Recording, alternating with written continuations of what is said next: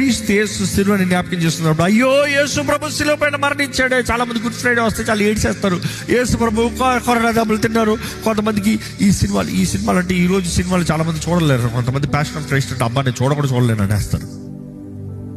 ఎందుకంటే ఇంతవరకు షూట్ చేసిన మూవీస్ అన్నిటిలో crucifixion సీన్స్లో they say passion of Christ is the most realistic, not still the realistic. Mel Gibson అంటాడు, అయ్యో we tried the best to bring the reality but it's nowhere close.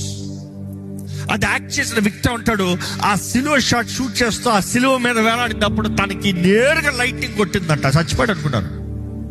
Open heart surgery జరిగింది. ఆయన అయిపోయాడు అనుకున్నాడు.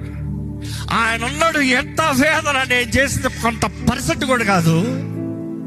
ఆ సిలువ మరణము, ఆయన ఒక హాలీవుడ్ యాక్టర్గా వచ్చాడు ఆ సినిమాలో యాక్ట్ చేస్తానికి.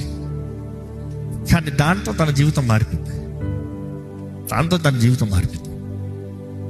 కానీ ఈరోజు చాలా మంది అలాంటివి కూడా చూడలేరు. కానీ ఇప్పుడు ఈ మధ్య కాలంలో చోజన్ అని ఒకటి వచ్చింది. ఎంతమంది చూసారు చోజన్? ఆ రోజుల్లో కరుణామయుడు.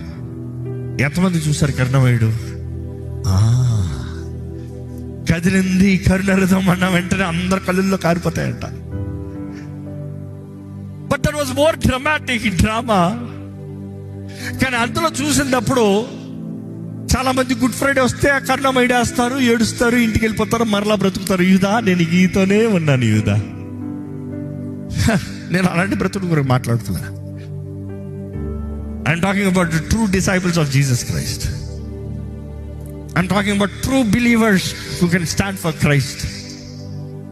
దేవుని ముందు నిర్దోషంగా ధైర్యంగా నిలబడి, దేవా నేను నీ బిడ్డనయ్యా, నువ్వు మాట్లాడయ్యా, నువ్వు మాట్లాడితే వింటానయ్యా అని చెప్పగలిగినవారు.